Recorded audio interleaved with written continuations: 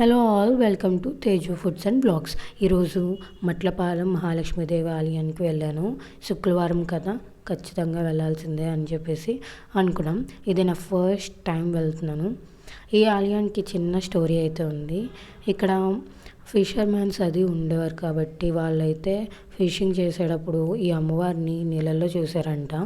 అయితే వాళ్ళ ఊరు గ్రామస్తులకి చెప్పగానే వాళ్ళందరూ ఇలా ఆలయం నిర్మిద్దాం అమ్మవారికి అని డిసైడ్ అయ్యి ఆ అమ్మవారికి ఆలయాన్ని అయితే కట్టించారు.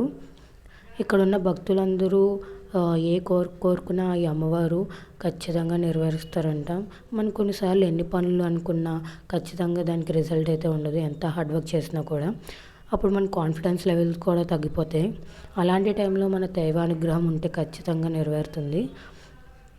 ఎలాంటి ఆటంకాలు రాకుండా అమ్మవారే చూసుకుంటారు.